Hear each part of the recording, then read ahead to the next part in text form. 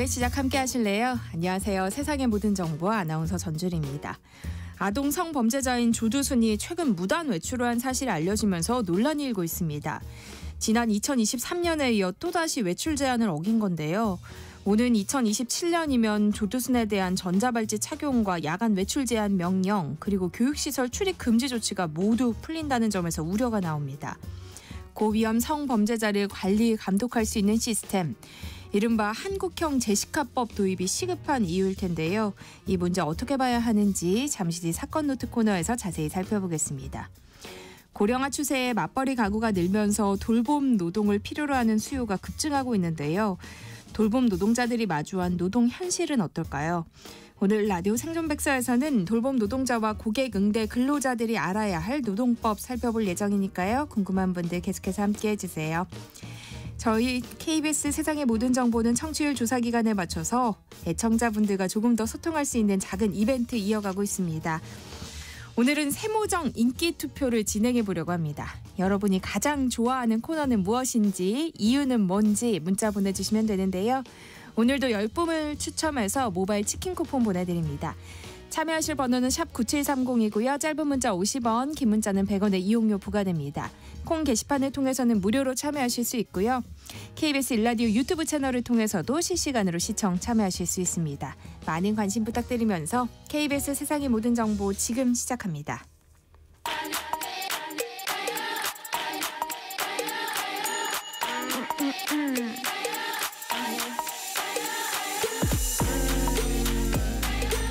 혹시 뉴스 빠뜨리셨나요? 한낮에 전해진 소식들 꼼꼼히 정리해드리겠습니다. 오늘의 뉴스 조현정 시사평론가와 함께합니다. 어서 오세요. 네, 안녕하세요. 네, 한덕수 대통령 권한대행이 어제 트럼프 미국 대통령과 처음으로 직접 소통했는데요. 주한미군 방위비 분담금 문제가 거론된 것을 알려지고 있어요. 네, 얼마 전에 트럼프 대통령이 일본 이시바 총리하고 통화를 하면서 우리도 이러고 있을 때가 아니다 싶었는데 곧바로 한덕수 대행하고도 통화를 했어요. 28분 정도 얘기를 했다고 하고 트럼프 2기 행정부 출범 이후에 78일 만의 일입니다. 근데 이거는 뭐 또 대통령 파면 결정이 났고 조기 대선일 잡히면서 한국의 정치적인 불확실성이 어느 정도 타개된 것으로 해석이 되고요. 그래서 트럼프하고 한덕수 대행 이렇게 두 사람은 한미동맹 강화, 경제협력, 북핵 문제 등에 대해서 두루 협의한 것으로 알려졌습니다. 총리실 설명에 따르면 한덕수 대행은 트럼프한테 상호 윈윈하는 방안을 찾을 수 있도록 건설적인 장관급 협의를 계속해서 이어나가자고 제안을 한 것으로도 알려졌고요. 또 양측은 앞으로도 대북 정책에 긴밀히 공조해 나가자 이런 얘기를 했다고 하는데 다만 이 국방 안보, 대북 정책 얘기도 했는데 트럼프는 그거는 한 가지 확실해진 걸로 보여요. 우리나라한테 이제 관세 정책 얘기하면서 방위비와 연동을 하겠다. 그런 식으로 접근을 할 거라는 게 확실해진 거고요. 두 사람 통화 이후에 트럼프가 한국 측하고 통화했다 이렇게 후기를 남기기도 했는데 대규모 군사적 보호에 대한 비용 지불에 대해서 논의했다. 이런 얘기도 했어요. 근데 아시다시피 트럼프는 그 전에 대통령으로 다시 뽑히기 전부터 한국에 대해서 얘기하면서 부자 나라다, 머니머신이다 이러면서 한국이 방위비 분담금 100억 달러 내야 된다. 원래 내던 거에 9배나 얘기를 하고 그랬는데 우려가 현실이 된 거고요. 그리고 이번에 트럼프가 뭐라고 얘기를 했냐면 그 한국과의 관세 이 내용에서 원스톱 쇼핑이다. 아름답고 효율적이다. 이렇게 얘기를 했어요. 우리한테는 전혀 아름답진 않은 것 같은데 그러니까 이게 원스톱 쇼핑이라는 거는 상호관세, 품목관세, 방위비 분담금, 대미 투자 다 엮어서 패키지 같이 처리를 하겠다라는 뜻으로 해석이 되고요. 물론 우리 정부는 앞으로 노력은 할 겁니다. 대응을 준비하고 논거를 제시하고 최대한 어떻게 설득을 해보려고 하겠지만 다른 사안들도 많이 있잖아요. 우리의 핵심 주력 분야라든가. 그래서 그런 이익을 지키기 위해서는 방위비 문제는 어쩌면은 한 발 양보할 수밖에 없는 사안이 될 수도 있다. 이런 점에서 고민이 커질 것으로 보여집니다. 한덕수 권한대행은 CNN과의 인터뷰에서 미국의 상호관세 부과에 대해 맞서지 않고 협상하겠다는 뜻을 밝히기도 했죠. 네, 지금 각 나라마다 하나씩 고민하면서 노선을 정하고 있어요. 대화로 풀어가겠다라는 나라가 있고 반대로도 우리도 보복관세 매길 거다. 하는 나라가 있고 그런데 한덕수 대행은 미국 CNN하고 인터뷰에서 우리는 그런 뭐 대응하는 길, 이렇게 맞서는 길은 택하지 않을 거다. 이 정도로 밝혔고요. 그리고 뭐 그런 상황이 일단은 우리한테 그렇게 도움이 되거나 이런 상황을 극적으로 헤쳐나갈 수 있는데 도움이 되지는 않을 거라고 판단한다는 거예요. 그리고 특히 이게 뭐 한중일 어느 나라한테도 그런 방식은 도움은 안 되겠지만 특히나 우리나라 한국에 더 도움이 안 될 거다. 이렇게 진단을 했고 또 뭐 트럼프가 아무리 말도 안 되는 이유 그리고 근거를 제대로 제시하지 않고 매겼다고는 하지만 각 나라들이 각자 받은 숫자가 있잖아요. 근데 그러면 그중에서 우리가 왜 25%라는 숫자를 받게 됐는지 이걸 좀 냉정하게 평가하고 협상에 접근을 해야 된다는 식으로 얘기를 했고요. 미국에서는 이 케빈 햇싯 백악관 국가경제위원회 위원장 인터뷰도 나왔는데 이 사람은 이 얘기를 하기로 다른 나라들의 협상 요청이 쏟아지고 있다. 그리고 우리의 가장 긴밀한 동맹이자 교역 파트너 중에 일본과 한국 두 국가를 분명히 우선하고 있다. 뭐 이런 식으로 얘기를 했는데 좀 들으라고 하는 얘기 같아요. 네. 정부가 미국의 자동차 관세에 대응하기 위해서 3조 원 규모의 정책 자금을 투입한다고요. 네, 지금 주요 기관들 이게 다 조금씩은 숫자가 다르게 나오는데 어쨌든 우리의 타격이 되게 클 거다라고 전망을 하는 건 똑같고 미국이 상호관세 매기면서 우리나라 전체 수출액 최대치는 한 7% 감소할 것이다. 이렇게 되면 74조, 75조 원가량 감소할 것으로 내다보고 있거든요. 그래서 정부는 가장 큰 피해가 우려되는 자동차, 부품 산업부터 정책금융 같은 이런 3조 원 긴급 유동성 자금을 추가로 투입하기로 했고요. 자동차 부품사에 대해서는 내년 정책금융 자금을 13조 원에서 15조 원으로 2조 원 늘립니다. 그 외 업종은 이제 앞으로 분야별 대책을 통해서 발표하게 될 예정이고요. 또 수출 바우처를 1,000억 원 이상 확대하고 수출국 다변화를 위해서 한중일 자유무역 그 협정, FTA 등 주요국과의 협정 논의도 진행하겠다는 방침입니다. 그리고 또 조만간 10조 원 추경도 구체적으로 발표를 한다고 해요. 국회 논의가 분명히 필요하지만 정부는 지금 이 상황이 그냥 무작정 기다리기보다는 우리가 좀 구체적으로 내용을 짜야 된다. 좀 이렇게 보고 있더라고요. 그래서 뭐 주로 영세소상공인한테 저금리로 정책 대출을 확대한다거나 또 시민들이 소비할 수 있게끔 돈이 돌아야 되니까 소비할 수 있게끔 소비 지원 사업도 포함될 것으로 보이는데 지금 뭐 통계도 나왔지만 자영업자분들이 이제 대출 빚을 못 갚고 있어요. 그 대출의 규모도 역대 최대고 그 빚을 갚지 못하는 금액도 최대 규모로 가고 있고 그런데 알아보니까 이분들이 또 한 군데에서만 받는 게 아니고 대출을 한번 받으면 최소 4군데 뭐 이런 식으로 중복으로 받은 자영업자들이 되게 많았던 것으로 나타났는데 이에 대해서는 이번 주 관계부처 협의 등을 거쳐서 확정할 예정입니다. 네, 어제 오후 북한군 10여 명의 군사 분계선을 넘어왔다가 우리 군의 경고 사격을 받고 물러나는 일이 있었어요. 네, 어제 오후 5시쯤이었습니다. 북한군 10여 명이 강원도 고성 인근의 동부전선 비무장지대를 침범하는 일이 있었는데요.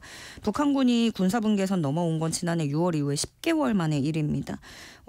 군사분계선 남쪽을 50m 정도 침범했고 우리 군이 경고방송 내고 경고사격하면서 곧바로 퇴각했는데 이들 중에 일부가 소총을 소지하고 있었다고 해요. 뭐 방호복을 입거나 이런 식으로 무장한 상태였던 것으로 알려졌고 군 관계자에 따르면 북한군이 침범한 곳은 군사분계선이 북쪽으로 깊숙하게 들어가 있는 지점이라고 설명을 했는데 그래서 그러니까 뭐 어떤 충분한 주의를 기울이지 않으면 무심코 실수로 침범할 수 있는 지역이라는 설명을 일단 군 측에선 하고 있어요. 그래서 군이 지금 잠정적으로 보는 건 이 북한군이 불모지 작업을 시작하기 전에 지뢰지대를 정찰하다가 우발적으로 넘어왔을 가능성에 좀 군 당국에선 무게를 두는 것으로 알려졌는데 다만 또 일각에서는 남측의 대비 태세를 떠보기 위한 시도가 아니냐 뭐 이런 의구심도 제기가 되고 있거든요. 그렇다 한다면 지금 사실 또 뭐 대통령 파면되고 이렇게 대선 아직 공백이 있는 상황이다 보니까 좀 그런 시기를 노렸나 이렇게도 볼 수 있는 건데요. 합참은 북한군 동향을 면밀하게 감시하면서 필요한 조치를 하고 있다고 밝혔습니다. 북한의 김여정 노동당 부부장은 최근 한미일 외교장관이 북한의 비핵화 의지를 재확인한 것을 비난하는 성명을 냈어요. 네, 김여정이 어제 낸 담화를 조선중앙통신이 오늘자에 실었습니다. 미 한일의 시대착오적인 비핵화 집념은 우리 국가에 그 어떤 영향도 미칠 수 없다라는 제목인데요. 이 담화가 나오기 이전에 지난 3일에 그 나토 외교장관 회의 있을 때 한미일 외교장관 회의를 가졌거든요. 이 자리에서 한미일 외교장관이 북한의 비핵화에 대해서 공동 성명을 내고 공감대를 이뤘어요. 여기에 대해서 김여정이 비난을 하는 겁니다. 실현 불가능한 망상에 불과하다. 아직도 실패한 과거의 꿈속에서 헤매며 완전한 비핵화를 입에 달고 다니는 건 자기들의 정치적 판별 수준이 어느 정도로 구시대적이고 몰상식한가를 스스로 세상에 드러내 보이는 것이다. 진짜 그걸 믿고 비핵화를 열창하는 거라면 뭐가 모자란다는 말밖에 듣지 못할 것이다. 이렇게 조롱을 했고요. 그러면서 또 북한의 핵 보유국 지위는 외부의 적대적 위협과 현재와 미래의 세계 안보역학 구도의 변천을 정확히 반영한 필연적 선택의 결과이고 누가 부정한다고 해서 달라지는 게 아니다. 이렇게 주장했습니다. 한낮의 교양 파트너 지금 여러분께서는 세상의 모든 정보와 함께하고 계십니다. 일본 정부가 올해 외교 청서에서도 독도가 일본 땅이라는 억지 주장을 되풀이했어요. 네, 일본 정부가 매년 내는 건데요. 2025년 외교 청서입니다. 한국에 대해서도 기술을 해놨어요. 다양한 과제 국제사회 안에서 대응하는 데 있어서 파트너로서 협력해야 될 중요한 이웃 국가다. 지금의 전략적 환경 속에서도 한일 관계 중요성은 변하지 않는다. 이 정도로 우리나라와의 관계성을 써놨는데 그 작년에 14년 만에 파트너라는 호칭을 다시 썼거든요. 그리고 올해도 연속으로 파트너로 한국을 규정을 한 건데 근데 이제 그렇게 말을 하면서 그리고 또 뭐 북핵 문제라든가 관세 정책에 있어서 한일 공조가 필요하다 뭐 계속 얘기는 하잖아요. 그러면서도 이번에도 일본 정부의 행태는 뭐 똑같았습니다. 이 청서에 뭐라고 써냈냐면 일본의 역사적 사실과 국제법상으로 보더라도 명백히 다케시마가 일본 고유의 영토로 보고 있다. 그런데 한국은 경비대를 상주시키고 국제법상 아무런 근거 없이 독도를 불법 점거하고 있다라고 주장했고요. 게다가 이 청서에 그 우리 대법원이 그 강제동원 피해 소송에서 일본 피고 기업에 배상받기로 한 그 판결에 대해서도 다뤘는데 그 한국 정부가 제3자 변제 방식으로 배상금을 지급할 예정임을 표명했다. 그러니까 뭐 정부의 책임, 일본 정부의 책임은 좀 쏙 빼고 한국 기업들이 3자 변제로 알아서 할 것이다. 뭐 이런 식으로 써놨습니다. 네, 우리 정부는 주한 일본 대사관 총괄 공사를 초치해 항의의 뜻을 전달했어요. 네, 외교부 대변인 논평을 내고 일본 정부가 외교 청서를 통해서 역사적, 지리적, 국제법적으로 명백한 우리 고유의 영토인 독도에 대해서 부당한 영유권 주장을 되풀이한 데에 대해서 강력히 항의한다. 앞으로도 정부는 독도에 대한 일본의 어떠한 도발에 대해서도 단호히 대응해 나갈 것임을 분명히 밝힌다라고 했고요. 또 주한 일본 대사관 총괄공사를 초치해서 별도로 항의의 뜻을 전했는데 늘 이런 일은 있었죠. 뭐 일본이 먼저 그렇게 억지 주장을 펴면 우리가 대사관을 초치하고 항의를 하고 엄중히 뭐 항의한다. 늘 있었는데 사실 변한 건 없잖아요. 그러다 보니까 우리의 접근 방식도 이제는 다르게 전략을 짜야 된다라는 주장도 나오고 있는데 대표적으로 이 일본 문제에 많이 이제 관여를 하는 서경덕 성신여대 교수의 주장입니다. 최근에 그 일본 외교청서뿐만이 아니라 교과서도 그랬고 언론 매체에서도 독도에 관한 총공세를 펼치고 있는 게 감지가 되고 있는데 일본에게 항상 이렇게 메아리처럼 철회만 외칠 게 아니라 장기적인 독도 전략을 우리는 재정비해야 된다. 그러면 어떻게 하느냐 봤더니 일단 이 서경덕 교수의 예시로는 뭐 독도 입도 시설을 좀 많이 만들어서 사람들이 많이 오갈 수 있게 한다든가 자연스럽게 그리고 또 뭐 울릉공항이 몇 년 뒤에 개항을 하면 울릉도와 독도를 대표 관광지로 만든다거나 그냥 우리만이 할 수 있는 콘텐츠 문화관광 콘텐츠를 더 개발해야 된다 이런 주장을 또 내놓고 있습니다. 다음 뉴스 살펴볼까요? 국회 연금개혁특위가 어제 첫 회의를 열었는데요. 첫날부터 특위 구성 문제를 두고 설전이 오갔다고요. 네, 뭐 예상했던 내용들이 일단 나왔습니다. 청년 세대 반발이라든가 그거에 대해서 어떻게 다룰지 접근할지 이렇게 세대 간 느끼는 혜택의 격차 이런 논의들이 오가기도 했어요. 예를 들어서 뭐 김용태 의원은 청년을 희생양으로 만들고 결국 기성세대만을 위한 방안이다. 김재섭 의원이 증세 없는 복지 확대 같다. 이렇게 청년 의원들 위주로 성토가 나왔고 그러니까 모경종 의원도 여기에 좀 공감을 하면서 그런 주장도 무시할 수 없고 그러니까 불합리하다라고 주장하는 이유에 대해서 우리가 살펴볼 의무가 있다라는 취지로 얘기를 하면서 여기까지는 뭐 할 수 있는 건설적인 내용들이 오가긴 했는데 첫날부터 고성이 오가면서 삐걱거렸던 건 바로 이 장면이었습니다. 그 국민의힘 우재준 의원이 민주당 강선호 의원이 했던 과거 발언을 끄집어내면서 시작이 됐어요. 예전에 강선호 의원이 연금개혁이 청년이 불리하다고요. 모르면 공부하고 알 때까지는 입 다물고 있으십시오라고 쓴 적이 있었거든요. 그거를 다시 이렇게 끌고 와서 우재준 의원이 강선호 의원이 입 좀 다물라고 했는데 오늘도 그렇게 말하게 돼서 유감스럽다라고 사실은 좀 비꼬는 그런 뉘앙스가 많이 있는 거죠. 네. 그래서 강선호 의원이 반발했습니다. 전체적으로 이거 팩트 체크한 것도 아니고 한 단어 오련해서 그렇게 상임위에서 이거를 갖고 와가지고 이건 다 거짓말이다 하면서 사과를 요구했고 서로 사과를 요구하면서 이제 고성이 오간 거고요. 또 특위가 끝난 후에도 그 회의가 산회한 후에도 사과 문제로 한동안 여야 간 공방이 이어졌습니다. 네, 오늘의 뉴스 여기까지 하겠습니다. 조현정 시사평론가와 함께했습니다. 고맙습니다. 네, 고맙습니다.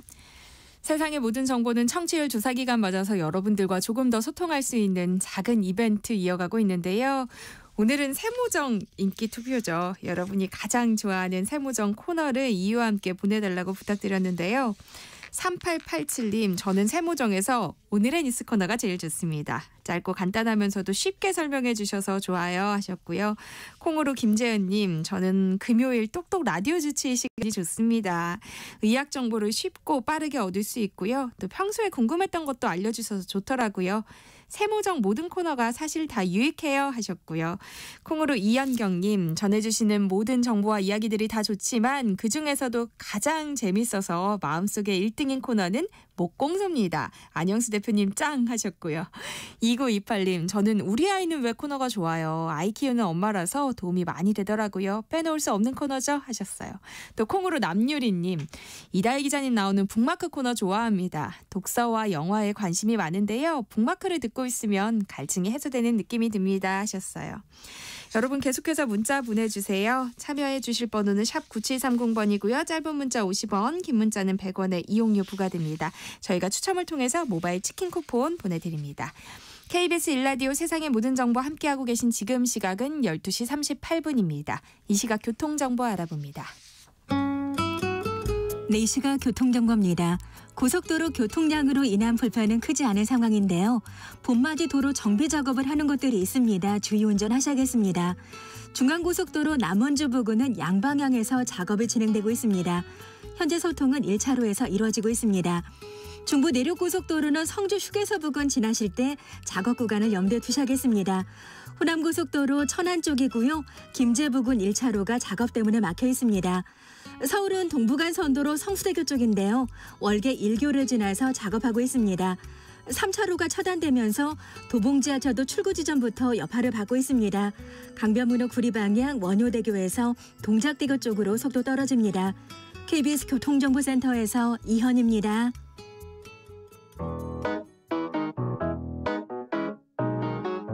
세상의 모든 정보는 청취자분들의 관심과 참여를 기다립니다. 방송 들으시면서 궁금한 점이 있거나 의견 공유하고 싶은 분들 계시면 문자 보내주세요. 추첨을 통해 모바일 쿠폰 보내드리겠습니다. 참여하실 번호는 샵 9730이고요. 짧은 문자 50원, 긴 문자 100원의 이용료가 부과됩니다. 콩 게시판을 통해서는 무료로 참여하실 수 있고요. KBS 1라디오 유튜브 채널을 통해서도 실시간으로 시청 참여하실 수 있습니다. 꼭 알아야 할 정보를 알기 쉽게 전달해드리는 세상의 모든 지식. 우리 사회를 들끓게 한 사건을 살펴보는 사건 노트 시간이죠. 배상훈 프로파일러와 함께하겠습니다. 안녕하세요. 안녕하세요. 아동 성폭행범 조두순이 외출 제한 명령을 어기고 또다시 무단 외출했던 것으로 드러났어요. 예, 참 큰일입니다. 지난달 30일 오후 5시 30분쯤에 거주지를 그냥 나선 거예요. 네. 근데 바깥에는 보호관찰관이 있거든요. 보고 이제 제지를 하고 이제 들어가긴 들어갔는데 문제는 이 조두순이 2027년 12월까지 이 제한이 걸려 있는 거거든요. 그러니까 등하교 시간 그리고 야간 시간대는 외출할 수가 없습니다. 그런데 이번이 처음이 아니죠. 이렇게 무단 외출을 하는 게. 2023년 12월 4일 날 그때는 9시 5분에 나왔었습니다. 네. 그때서 사실 큰일이 났었죠. 왜냐하면 그때는 더 멀리 나왔었기 때문에. 그래서 네. 실제로 재판을 받고 징역 3개월을 선고받고 복역한 바가 있는데요. 본인 얘기는 뭐 그 배우자와 싸워서 뭐 해서 면담하려고 나왔다고 하는데 제가 보기엔 그건 뭐 거짓말 같고. 네. 근데 문제는 이제 2027년 이후에는 어떻게 할 거냐 이 말이에요. 그러니까 그러면 지금 법적으로도 안산시나 법무부에서 쓰고 있는 그 예산들이라든가 그 안에 바깥에 있는 초소 이런 게 사실 의미가 없어지거든요. 네. 해면 안 되는 거고. 그러면 거기에 나오는 그 주변에 100m 뭐 이렇게 때 초등학교도 있고 그렇거든요. 네. 지금 제일 걱정입니다. 이런 부분.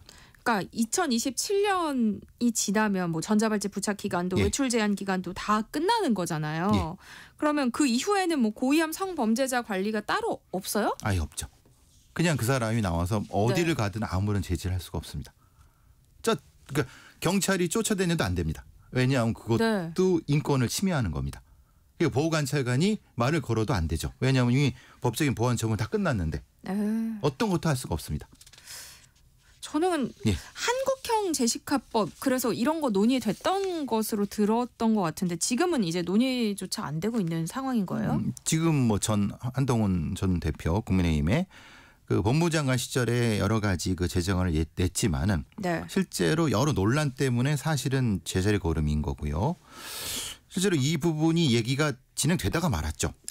그러니까 어떠한 상태에 한 발짝도 못 나가고 있는 상태에서 조두순 같은 사람들이 아무런 제지도 없이 우리 아이들과 조우할 수 있다. 대면할 수 있다. 지금 이게 현실입니다. 그리고 실제로 지금 그렇게 되고 있고 조두순은 알려져 있을 뿐이지 안 알려진 사람이 더 많습니다. 그렇겠죠. 예, 그렇죠. 예, 조두순은 알려졌기 때문에 얼굴 알려졌기 때문에 사람들이 신고라도 하죠. 네. 근데 다른 사람들은 다른 이런 관찰 대상자들은 네. 뭐 옆에 간다 한들 뭐 어떻게 할 수가 없습니다. 우리가 모르는 범죄자들이 훨씬 많으니까요. 예, 예. 물론 당연히 어떤 이알림이 같은 걸 보지만 네. 뭐 얼굴 변화 그거 확인할 수 있습니까? 그렇죠. 모르죠. 그래서 시급히 법이 만들어져야 네. 되는데 정치권에서는 아시다시피 뭐 이게 탄핵이다 뭐 이렇게 되면서 완전히 다른 얘기하고 있으니까 뭐 새 정부가 들었으면은 꼭 네. 이런 거 먼저 해줬으면 좋겠다는 생각이 듭니다. 그러니까 지금 뭐 외출 제한 명령을 계속 어기고 있다는 것도 문제지만 더 큰 문제는 진짜 2027년 이후고 그렇죠. 또 이보다 더 큰 문제는 우리가 알고 있는 조두순 외에 더 그렇죠. 많은 성범죄자들이 있다는 사실이죠. 최소한 제가 알고 있는 한 네. 수십 명 정도니까. 예. 다음 사건 살펴볼까요? 경기 시흥에서 발생한 사건이에요. 이건 이제 말하자면 일종의 방화 상태인데요. 그러니까 자신의 전 처를 살해한 후에 불을 지른 사건입니다. 이제 사실 본인은 그 뒤에 자해를 해갖고 치료받은 다음에 구속영장을 발부받았는데 이런 경우들이 종종 나타납니다. 말하자면 어떤 이유 때문에 이제 이혼을 하게 됐어요. 근데 사실은 지속적으로 전처를 괴롭히는 거죠. 그래서 그 전처가 여러 가지 조치를 하면 왜 그 조치를 했냐고 해서 쫓아가서 괴롭히고 네. 지금처럼 살해를 하고 네. 이렇게 하는 이것도 사실 포괄적인 형태의 어떤 그 학대에 들어가는 건데 우리는 이것을 제어할 방법에 법적인 어떤 게 없습니다. 왜냐하면 남남이잖아요. 이혼했으니까. 네. 그러니까 지금 흉기로 찌르고 불까지 붙였다는 네. 거잖아요. 상대에 대한 증오심이 좀 그만큼 컸다고 봐야 할까요? 아니면은 증거를 좀 인멸하려는 의도가 있었다고 봐야 할까요? 불을 붙였던 것과 이게 사실은 순서가 다릅니다. 네. 순서가 불을 지른 후에 그랬다고 하면 증오인데 네. 이거는 흉기를 찌르고 그다음에 했기 때문에 실제로는 증거 인멸이지만 네. 본질적인 것은 상대방에 대한 학대가 되겠죠. 또 대구에서는 전 여자친구가 고의로 불을 지르려다가 재판에 옮겨지는 일도 있었어요. 이건 전 반대죠. 말하자면 남자친구가 있는데 헤어진 여자친구가 네. 그 전 남자친구가 다른 사람이랑 결혼하려고 하니까 그것을 접근해 갖고 여러 가지 그런 뭐 하니까 그 저기 남자친구의 아버지가 차단하면서 그것 때문에 쫓아와서 이제 불을 질렀는데 크게 다치지는 않았지만은 네. 사실은 그 불을 지른다는 게 굉장히 위험성이 높고 사실은 이것은 당장 사람이 안 다쳤을 뿐이지 다칠 수 있는 가능성은 충분하기 때문에 상당히 엄벌해야 되지만 네. 실제로는 뭐 여러 가지 관계 때문에 처벌을 원하지 않는 뭐 이런 부분 때문에 처벌이 집행유예에 그친 거죠. 그러니까 사실 이런 방화 사건은 불특정 다수의 피해자가 날 수도 있었던 사건이잖아요. 그렇죠. 그런데 집행유예를 선고받는 경우가 많다고요. 훨씬 많습니다. 실제로 그 사람이 다치거나 그렇게 되면은 어떻게 되지만은 네. 실제로 불난 것 자체만으로는 그렇게 물론 형법상으로 실화죄나 사실은 중대 실화죄 같은 경우는 3년 이하의 금고라든가 2,000원 이하의 벌금 같은 경우도 그렇고 네. 여러 가지면 사람이 살고 있는 것을 하는 경우는 무기나 3년 이상의 징역도 그렇지만은 이거는 이제 법정형일 뿐이고 네. 실제 양형 부분에서는 실제로는 그렇게 높지 않습니다. 왜냐하면 네. 대부분의 경우는 사실 유기징역이 선고된 사례는 그 전체의 30% 정도밖에 안 됩니다. 나머지 70%는 대부분 집행유예거나 네. 벌금형 정도인 거죠. 근데 문제는 그 70% 중에 조금만 잘못되면 큰일이 벌어지는 거죠. 그러니까요. 예, 예. 아니 이런 방화 범죄는 좀 중형으로 처벌을 해야 막을 수 있지 않을까요? 근데 이제 이거는 우리가 불이라는 것을 그러니까 실수를 한다는 생각을 많이 하는 거죠. 법률가들은. 네. 근데 사실은 현실적으로 실수와 고의를 구분하기가 참 어려운 부분이 있습니다. 왜냐? 불을 이렇게 한 다음에 지른 다음에 나는 실수를 했다 해버리면. 그러니까 말은 산에 가서 담배 피우다가 그냥 던져버리고 실수로 그랬다고 하면 네. 입증하는 건 또 수사기관의 몫인데 이걸 엄격히 해야 되거든요. 형사법은. 네. 그러니까 이게 어려운 거죠. 그러니까 대부분 실화나 과실로 처리되는 거죠. 그러니까 우리는 고의가 아닌 과실은 형량이 확 떨어집니다. 근데 이건 마치 음주운전과 같은 겁니다. 음주운전은 과실범으로 처리하죠. 근데 결과는 고의범보다 더 위험하지 않습니까? 그렇죠. 그러니까 방화와 음주운전은 같은 맥락인데 그래서 형량의 아쉬움. 그래서 사실은 불이라든가 아니면 불로 인해 어떤 피해들에 대한 복구라든가 굉장히 힘든 부분이 있습니다. 아니 실수를 할지라도 그런 실수에 대해서 좀 처벌을 강하게 하면 아예 그런 실수를 할 수 있는 가능성이 그렇죠. 없도록 행동하게 만드는 예. 측면이 있을 것 같은데. 근데 우리의 법 체계는 결과 법 체계입니다. 아유. 그러니까 그거에 대한 중간의 동기라든가 그것을 차단할 수 있는 것은 형법의 바깥에 있다고 생각을 하는 거죠. 네. 그러니까 이것을 사실 이건 헌법에서 이런 부분을 좀 조정을 해줘야 될 부분은 분명히 존재합니다. 네. 다음은 지난 2월 대전의 한 초등학교에서 김하늘 양을 살해한 교사 명재환 관련 소식입니다. 이 교사가 범행 전에 남편과 통화하면서 범행을 암시했다는 사실이 드러났어요. 이런 얘기를 했다고 합니다. 바로 범행 전이죠. 한 오후 3시 한 14분쯤에 남편한테 나 감옥 가면 어떻게 돼? 우리 집은 돈 피해 보상 내 돈으로 하나? 이거 사실 뭐 이런 요인을 했다. 한 놈만 걸려라. 나만 불행할 수 없다. 그러니까 명확히 위험성이 있다는 걸 남편은 알고 있었던 거죠. 네. 그런데도 사실은 멀리 있으니까 어떻게 할 수 없는 상황이었고 물론 본인은 계속 나와라 얘기했지만은 결국은 이런 범행이 벌어진 거죠. 검찰이 파악한 범행 동기가 가정과 직장에서의 불안감이라고 하던데요. 어떤 일이 있었던 거예요? 글쎄요. 이제 이 2018년부터 우울 분면 무기력으로 사실은 질병휴직도 내고 사실 그 휴직과 복직을 오락가락하니까 남편이 사실은 그런 얘기를 한 것 같습니다. 사실은 여러 가지 면에서 이건 헤어지자 비슷한 얘기를 한 것 같아요. 네. 근데 그 이혼하자는 통보를 했는데 그 다음부터 이제 더 악화가 된 거죠. 이전에서 우울증이 더 악화된 부분인 거죠. 네. 물론 이 남편이 그걸 의도하고 얘기한 건 아닐 겁니다. 자신 그 가정의 안전을 지키려고 그랬는데 실제로는 이 사람이 그거를 자기가 가르치는 아이들한테 풀었다는 것 자체가 그 위험성을 어떻게 체크할 것인가 사실은 이것은 굉장히 고민해 봐야 될 부분입니다. 그러니까 학교나 남편이 좀 명재환이 이런 위험 증상을 보일 때 신고라도 했더라면 이런 사건이 일어나지 않았지 않았을까요? 근데 그랬다고 했는들 그 학교의 교장 선생님이 어떻게 했을까요? 우리의 지금 시스템으로서는 사실은 쫓아다니면서 어떻게 할 수 있는 방법이 없습니다. 네. 그러니까 적어도 심리 검사를 통해서 휴직을 하십시오라고는 일정의 강제 휴직 조항이 있어야 되는 거죠. 그래서 지금 논란도 그거거든요. 네. 근데 그게 없으니까 어떻게 할 수 없으니까 그냥 계속 경고만 하고 권유하고 이런 네. 상태에서 터진 부분인 거죠. 다음 사건도 살펴보겠습니다. 지난달 10대 고교생이 공군기지 부근에서 전투기를 무단 촬영하다 붙잡혔는데요. 중국 국적이었다면서요. 그냥 한국에 온 겁니다. 중국 사람입니다. 중국 고등학생입니다. 네. 그러니까 뭐 이런 경우가 있나? 실제로 네. 이게 보통 그 수원에 있는 공군기지 같은 경우는 사실 그 전투기가 왔다 갔다 하는데 네. 그걸 촬영했다는 거. 그 카메라 보니까 그게 다 있어요. 데려가서 조사해 보니까 관광 비자로 들어온 거예요.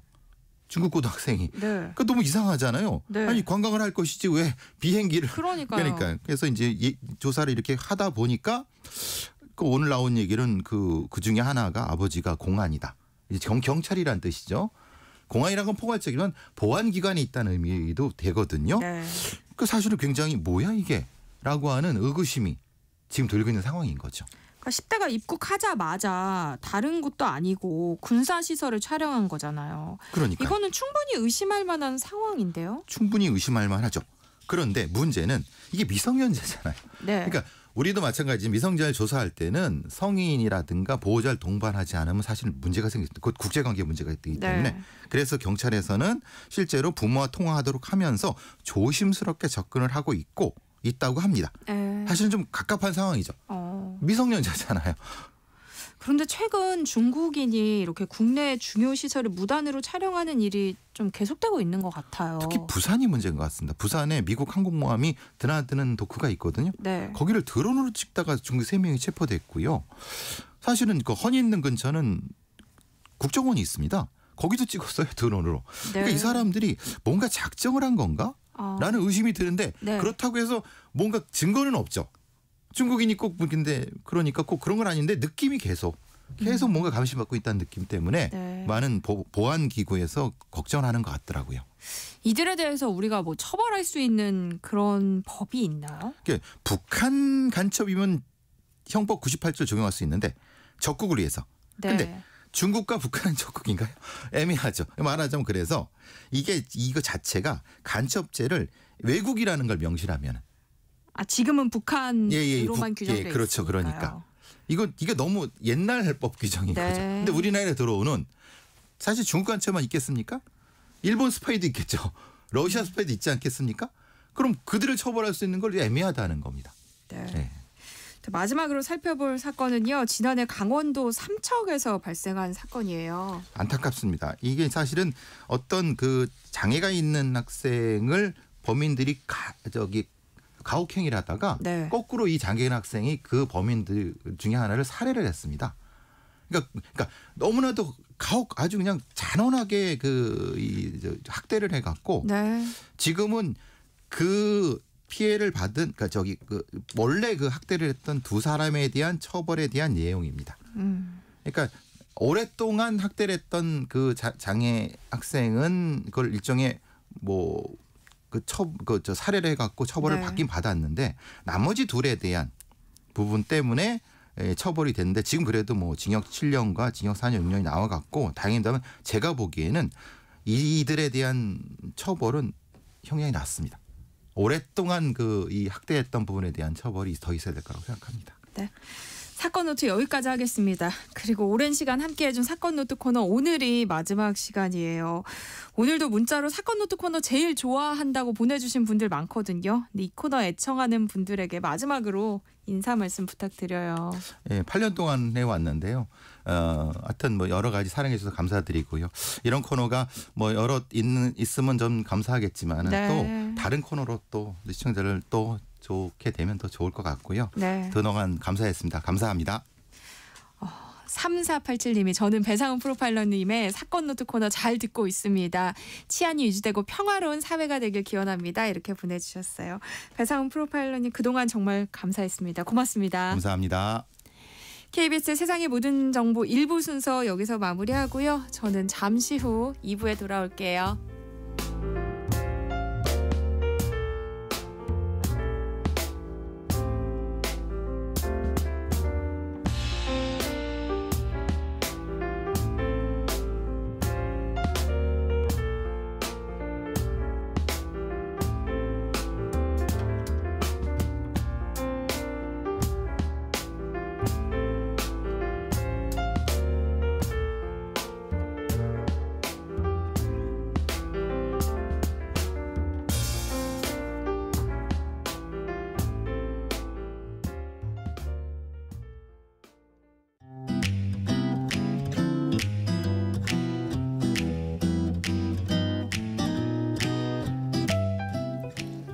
안녕하세요. 바른말, 고운말입니다. 우리말 용언 중에 자 밑에 지읒 받침을 쓰는 잣다라는 말이 있는데요. 이 용어는 형용사로 쓰일 때도 있고 동사로 쓰일 때도 있습니다. 먼저 형용사인 경우에는 기침이 잦다와 같이 여러 차례로 거듭되는 간격이 매우 짧다라는 뜻과 왕래가 잦다, 또 두 사람 사이에 싸움이 잦다와 같이 잇따라 자주 있다라는 뜻이 있습니다. 반면에 동사인 경우에는 액체가 속으로 스며들거나 점점 졸아들어 없어지다라는 뜻과 거친 기운이 잠잠해지거나 가라앉다라는 뜻이 있습니다. 예를 들어 밭물이 다 잦을 때까지 뜸을 들여라. 거센 물결이 어느 사이에 잦고 있었다와 같이 쓸 수 있겠습니다. 동사로 쓰인 경우의 예로 거품이 잣듯이라는 관용구가 있습니다. 이는 한창 성하던 것이 맥없이 사라지거나 쓰러지는 모양을 이르는 말이지요. 참고로 동사 잣다에는 동음 이의어도 있습니다. 동음 이의어란 소리는 같으나 뜻이 다른 단어를 말하는데요. 이 동사는 기운이 깊이 스며들거나 배어들다라는 뜻입니다. 예를 들어 찬 기운이 뼛속에까지 잦으니 잠을 이룰 수가 없었다라든지 그는 소주 2잔에 술 기운이 온몸으로 잦는 것을 느꼈다. 이렇게 표현할 수 있겠습니다. 지금까지 바른말 고운말 아나운서 국혜정이었습니다.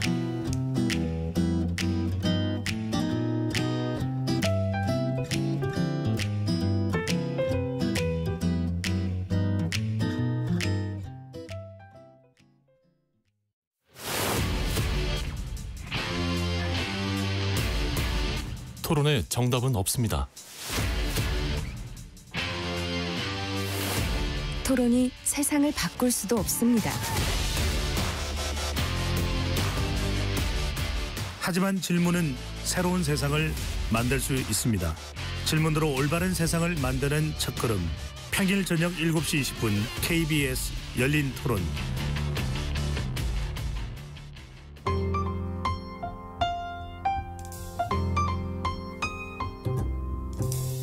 어떤 하루 보내고 계신가요?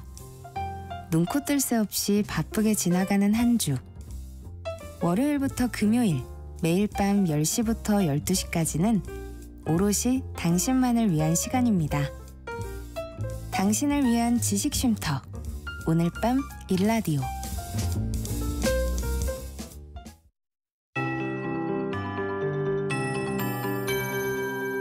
KBS 58분 날씨. 서울 등 중부지방도 벚꽃이 활짝 폈는데요. 이번 주는 비 소식이 잦아서 꽃이 일찍 떨어질 수 있겠습니다. 오늘 늦은 오후에 수도권 등 서쪽 지역부터 비가 내리기 시작해 밤에는 전국으로 확대되겠습니다.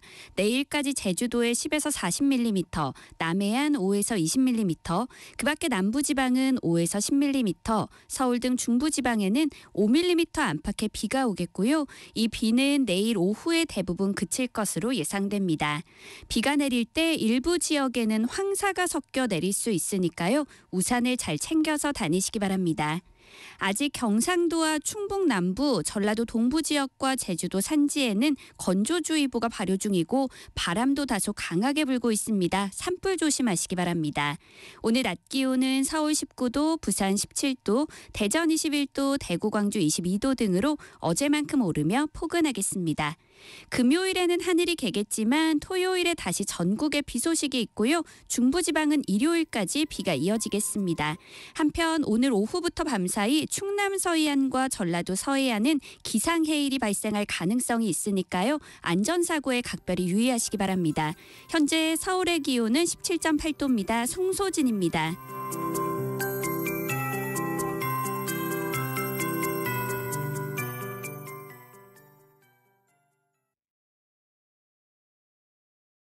정성을 다하는 국민의 방송 KBS가 한시를 알려드립니다. AM 711kHz, FM 97.3MHz, KBS 1라디오입니다. HLKA.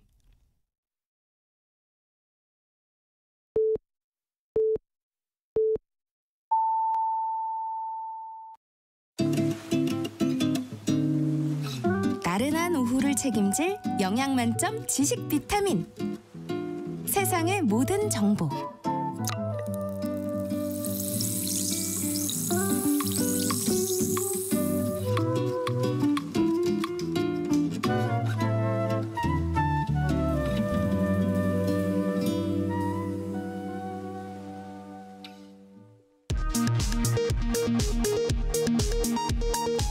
이 시각 라디오 정보센터 뉴스입니다. 더불어민주당 이재명 대표가 당 대표직을 내려놓고 본격 대선 채비에 나섰습니다. 김동연 경기지사와 김문수 전 고용노동부 장관, 유정복 인천시장도 대선 출마를 선언했습니다. 국민의힘은 조기 대선 후보를 5월 3일 선출하기로 했습니다. 한독수 대통령 권한대행이 대통령복 헌법재판관을 지명한 데 대해 후폭풍이 거세게 일고 있습니다. 더불어민주당은 임명직 총리의 헌법 파괴 행위이자 제2의 쿠데타라며 강하게 비판했고, 국민의힘은 민주당을 향해 헌법을 사유화하려는 망상을 즉각 중단하라고 맞받았습니다. 국회 법사위는 후임자가 없는 헌법재판관의 임기를 연장하고 대통령 권한대행이 대통령복 헌법재판관을 임명할 수 없도록 하는 내용의 헌법재판소법 개정안을 민주당 주도로 처리했습니다. 또 최상목 경제부총리 탄핵소추 청문회를 오늘 16일 열기로 의결했습니다. 국민의힘은 반발했습니다. 마은혁 신임 헌법재판관이 국회 선출 104일 만에 오늘 취임식을 열고 임기를 시작했습니다. 국민의 헌법 수호의 열망을 잊지 않겠다고 강조했습니다. 지금까지 라디오 정보센터 뉴스 정한나였습니다.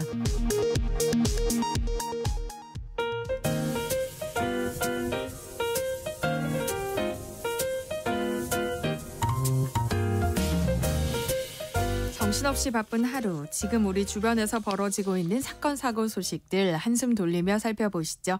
하프타임 뉴스 임선훈 뉴스캐스터와 함께합니다. 안녕하세요. 안녕하세요. 네, 어제 대학 실험실에서 황산 폭발로 화재가 발생했어요. 네, 한양대에서 벌어진 사고인데요. 어제 늦은 오후 실험실에서 학생들이 황산액을 폐기하던 중 폭발 사고가 났습니다. 4명이 다쳤는데 1명은 얼굴에 화상을 입어 크게 다쳤고요. 네. 나머지는 경상으로 인근 병원으로 옮겨졌습니다. 불은 폭발이 나고 50여 분 만에 완전히 잡혔고, 다행히 황산은 외부로 유출되지 않은 것으로 전해졌습니다. 이런 화학사고는 주로 학교 실험실이나 연구실에서 많이 벌어진다고 하는데요. 작년 한 해 동안 전국에서 총 200건에 가까운 사고로 120명의 사상자가 발생하기도 했습니다. 이 중에는 사망자도 5명이나 나오기도 했는데요. 그나마 매년 감소하는 추세라는 게 위안이라면 위안입니다. 시기별로 보면 5월이 25건으로 가장 많았는데, 겨울보다는 기온이 높은 여름에 많이 발생하고요. 특히 초등학교나 중학교에서 가장 많이 발생합니다. 전체 절반 넘게가 학교에서 벌어진 사고였는데, 교육용 실험실에서 수은 누출 사고가 자주 발생한다고 하네요. 이외에도 질산이나 염화수소, 또 어제 한양대 사고처럼 황산 같은 산성물질과 암모니아 같은 염기성 물질 사고 발생 빈도도 높게 나타났는데 각별한 주의가 필요합니다. 네. 봄을 맞아서 각종 행사를 준비하던 지자체들이 조기 대선으로 비상이 걸렸다고요. 네, 이번 탄핵으로 오는 6월 3일 조기 대선을 치르게 되죠. 봄을 맞아 축제와 행사를 준비하던 지자체들은 혹여 선거법에 걸릴라 몸살이기에 들어갔습니다. 공직선거법대로라면 대선 60일 전부터 선거에 영향을 미칠 수 있는 지자체장의 행사 개최 등이 금지되기 때문인데, 당장 가정의 달을 맞아 삼척에서 열릴 예정이었던 강원도민 체전도 대선이 끝난 6월 10일로 개막 일정을 미뤘고요.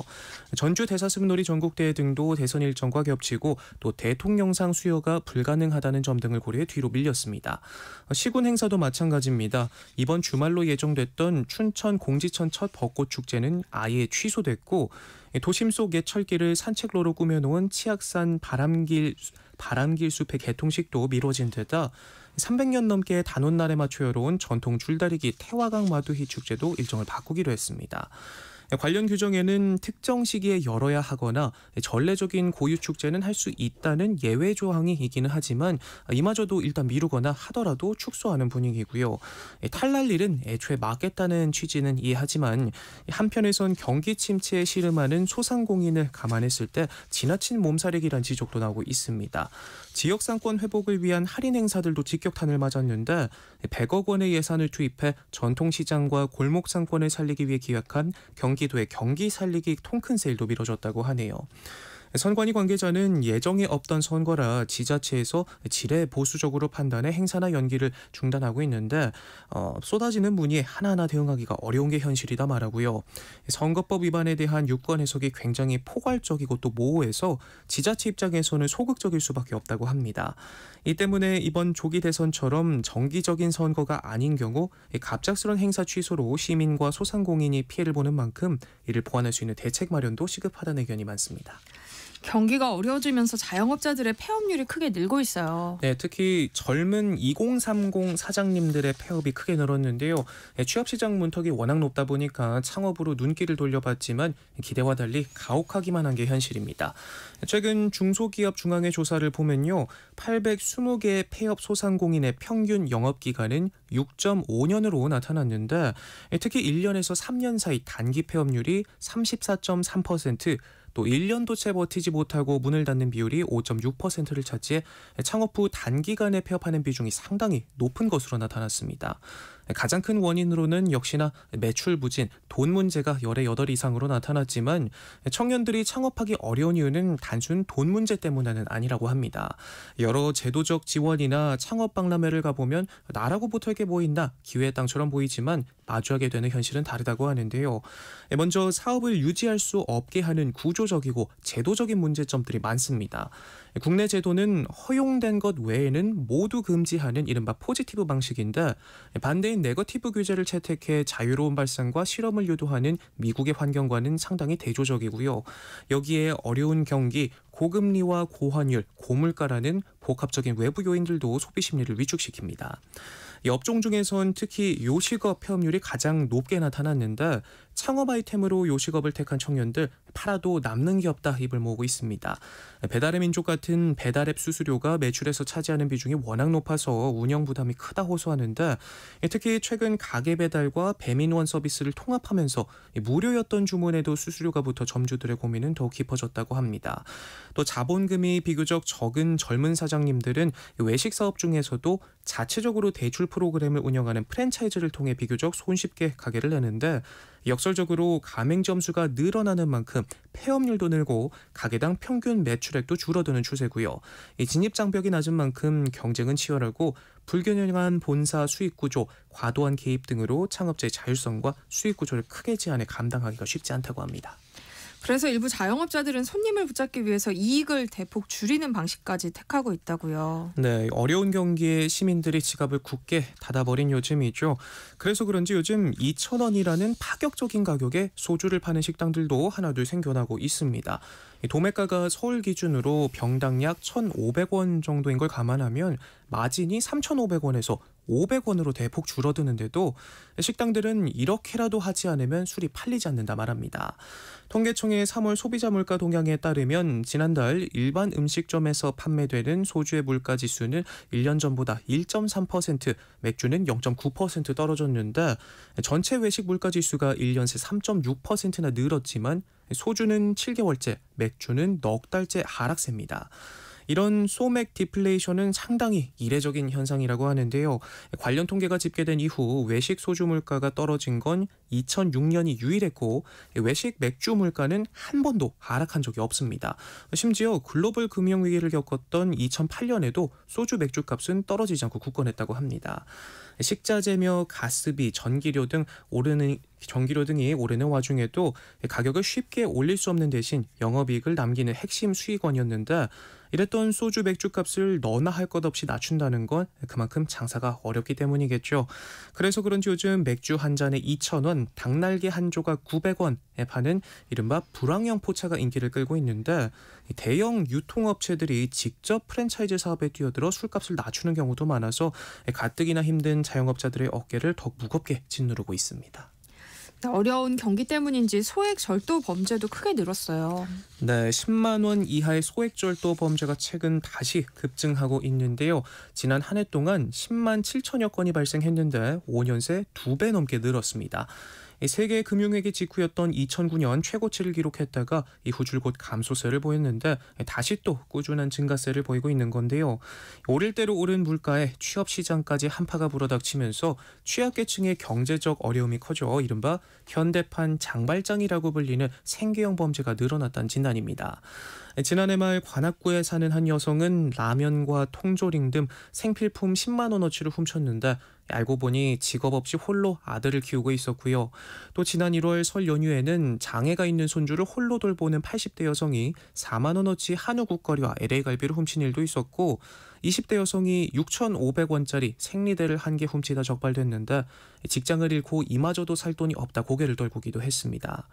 전문가들은 소액절도 범죄는 생계형인 경우가 많지만 엄연히 범죄인 만큼 해서는 안 된다 강조합니다. 다만 물론 잘못된 일이지만서도 단순 범죄로 대응하기보다 사회복지적 접근도 필요하다 강조하고 있는데요. 이렇게 생계형 범죄가 늘어난다는 건 우리 사회가 취약계층에 대한 보호 시스템이 충분치 않다는 걸 보여준다 지적합니다. 다음 뉴스 살펴볼까요? 우리나라 부모 대다수가 자녀의 성공 또는 실패가 자신의 책임이라고 느낀다는 조사 결과가 나왔어요. 네, 등록금부터 결혼자금, 집값까지 부모 도움 없이 혼자 해결하기 점점 더 어려워지는 자식들은 부모 품으로 더 파고들고 있고 부모들의 마음도 내가 더 잘해줬어야 하나 스스로의 책임을 묻는다 합니다. 한국보건사회연구원의 조사를 보면요. 부모 셋 중 2명은 자녀의 성공과 실패가 자신의 책임이라고 느끼는 것으로 조사됐는데요. 책임의식을 느끼는 비율로는 아버지와 어머니 큰 차이 없이 비슷했고 연령대별로는 55세부터 59세, 학력별로는 대졸 이상에서 두드러졌습니다. 또 자산 규모가 클수록 책임감도 높아지는 경향도 나타났고요. 대부분이 자녀와의 관계에서 정서적 독립을 이상적이라고 여겼지만 구체적인 지원 항목을 제시해보면 분위기가 완전히 달라집니다. 부모의 지원이 바람직하다는 응답은 대학 등록 지원부터 결혼 비용, 취업 전 생계비 지원, 주택 구입 비용까지 고루 높게 나타났고요. 능력이 되는 한 계속 지원하겠다는 응답도 절반 가까이로 나타났습니다. 같은 연구에서 청년들도 열의 7은 부모의 대학 등록금 지원을 당연하다 여겼고 취업 이후에도 여력이 있다면 부모가 계속 도와야 한다는 응답도 절반에 가까웠습니다. 부모도 자식도 겉으로는 각자 도생을 말하지만 정작 속내를 들여다보면 결국 품 안의 자식이고 또 비약적일 수도 있겠지만 세습기대, 계급 고착화라는 단어는 이제 학교 용어가 아니라 부모와 자식 모두가 체감하는 현실이 된 모습입니다. 부산항에 입항한 몽골 선박이 우리 정부의 허가도 받지 않고 몰래 북한에 갔다 왔다고요? 네, 당시 배에는 인도네시아인 8명이 타고 있었는데 돼지 내장 같은 육류 부산물을 팔려고 갔다네요. 지난 2월 9일 부산항을 떠난 이 배는 우리 정부의 허가도 받지 않고 북한에 들어갔다가 지난달 8일 다시 부산항으로 돌아왔다 붙잡혔는데요. 외국 선박이라 하더라도 선박이나 항공기로 남북한을 오갈 때는 통일부 장관의 승인을 받아야 하는데 출항 당시 목적지를 먼 바다로 허위 신고한 뒤 북한으로 향했습니다. 공해상을 이용했는데 동해시 인근부터는 선박의 위치 추적기를 끄고 원상항까지 갔다고 하네요. 또 지난달 8일 부산항으로 돌아올 때도 같은 수법을 썼다고 합니다. 당시 배에는 냉동 컨테이너가 16개 실려 있었는데 안에는 소와 돼지 내장 같은 육류 부산물이 450톤가량이 들어 있었습니다. 선장은 육류를 팔려고 북한에 갔지만 실제 거래는 하지 못했다 진술했고요. 해경은 인도네시아인 선장을 구속 상태로 검찰에 넘기고 이 배를 소유한 대만 법인도 함께 입건했습니다. 네, 요즘 온라인에서 종량제 봉투 파파라치 논란이 화제인데요. 무슨 사연인가요? 네, 수명이 다한 고무장갑, 토마토 꼭지를 종량제 봉투에 버렸다가 과태료를 처분받아 억울하다는 사연이 온라인에서 화제가 되고 있습니다. 글쓴이는 하물며 먹고 버린 닭뼈에 살이 남아있다고 과태료를 받은 경우도 있다. 다들 조심해라. 택배 송장 뒤져 기어이 과태료를 먹인다 적기도 했고요. 또 다른 누리꾼은 지역구에서 보낸 문서 사진과 함께 도시락을 먹고 헹구지 않고 버렸다는 이유로 날아왔다며 오염된 건 분리수거 안 한다고 일반 쓰레기로 분류한다고 해 그냥 버렸더니 버리는 쓰레기도 퐁퐁으로 헹궈버리라고 한다며 불평을 토로했습니다. 또 글쓴이는 하도 억울해서 환경미화하시는 분께 물었더니 집중 단속 기간이라 어르신들이 포상금 받으려고 단속하고 다니신다더라. 쓰레기 봉투에 보면 하려면 수거 시간 써 있다고 그 시간에 맞춰 내놓거나 그게 안 될 것 같으면 완전 새벽에 버리라는 답변을 받았다고 합니다. 그러면서 일명 종량제 봉투 파파라치는 주말에 더 많이 돌아다닌다는 글로 마무리했는데 온라인에는 해당 글 외에도 종량제 파파라치를 조심해야 한다, 잡히지 않도록 유의해야 할 부분을 공유한 글들도 여럿 올라오면서 지자체마다 다른 쓰레기 분리 배출 조례에 대해 불만을 터뜨리고 있습니다. 네, 지금까지 임선우 뉴스캐스터와 함께했습니다. 고맙습니다. 고맙습니다. 세상의 모든 정보는 청취율 조사 기간 맞아서 애청자 여러분들과 조금 더 소통할 수 있는 시간 이어가고 있는데요. 오늘은 세모정 인기 투표로 여러분들이 가장 좋아하는 코너는 무엇이고 왜 애정하는지 그 이유도 함께 보내달라고 부탁드렸죠. 임선우 캐스터 아직 안 갔으니까 이 문자 제일 먼저 읽어드려야 될 것 같아요. 콩으로 백이명님. 골라 먹는 뷔페라 고르기가 참 힘들지만 임선우 캐스터가 나오는 하프타임 뉴스 코너가 제일 좋습니다. 똑 부러지는 설명과 함께 임선우 캐스터의 따뜻한 마음이 항상 느껴지거든요. 앞으로도 잘 부탁드립니다. 라고 보내주셨네요. 아, 감사합니다. 부끄럽네요. 또 콩으로 최희진님, 저는 김효신 노무사님 나오는 시간이요. 직장에서 억울한 일과 마주했을 때 항변할 수 있도록 통쾌하게 때론 조용히 해답을 주셔서 좋습니다 하셨어요. 오늘도 조금 있으면 또 만나보겠죠. 또 6185님, 저는 금요일에 하는 오늘 이 곡 코너 좋아합니다. 몰랐던 노래도 알 수 있고요. 또 그렇게 듣다가 꽂히면 플레이리스트에 추가해서 듣고 또 듣고 있습니다 하셨고요. 9818님, 세모정 모든 코너가 알차고 재밌어서 투표하는 게 힘드네요. 엄마가 좋아, 아빠가 좋아 라고 물어보는 것 같아요. 그래도 하나를 택한다면 김덕진 소장님이 출연하는 IT연구소에 한 표 드리고 싶습니다. 흥미진진한 IT 소식을 가지고 오시는 소장님 능력에 감탄사가 나와요 하셨어요. 또 9970님, 서영로 원장님이 출연하는 짠테크 SOS 너무 유용해서 저녁에 다시 들으면서 요약 메모도 하고 있습니다 하셨어요. 오늘 투표 참여율이 높네요. 오늘 문자 보내주신 분들 가운데서 추첨을 통해서 저희가 모바일 치킨 쿠폰 보내드립니다. 그리고 혹시 02로 시작되는 전화가 오면 꼭 받아주시고요. 세상의 모든 정보 잘 듣고 있다고 말씀해 주시길 부탁드립니다. 내일 점심 메뉴 추천. 귀로 듣는 푸짐한 지식 한 상 어떠세요? 세상의 모든 정보. 아나운서 전주리입니다. 네, 일터에서 억울한 일은 없어야겠죠. 알아두면 도움이 되는 노동법 이야기, 직장인을 위한 라디오 생존백서, 소나무 노동법률사무소 김효신 노무사와 함께합니다. 어서 오세요. 네, 안녕하세요. 오늘은 어떤 주제로 이야기 나눠볼까요? 네, 우리 주변을 돌아보면요, 우리 본인 스스로 일상 활동에 제약이 있어서 타인의 도움이 필요하러 하시는 분들이 있습니다. 이들을 도와주시는 분들이 있는데, 장애인의 경우에는 장애인 활동 지원사, 노인의 경우에는 요양보호사, 그다음에 어린 유아동이 있는 집에는 아이 돌보미 분들이 계시는데요. 우리는 이를 통칭해서 돌봄 노동자라고 부르고 있습니다. 그런데 이런 돌봄 노동자 같은 경우에는요, 파견 근로자가 아닌데 사업주, 이용자, 근로자의 삼면 관계가 형성돼 있거든요. 그다음에 특히나 이들의 근로 일터, 일하는 곳이 이용자 가정에 방문해서 거기서 노동을 제공한다는 점에서 일반적인 노동 환경과 다른 점이 많습니다.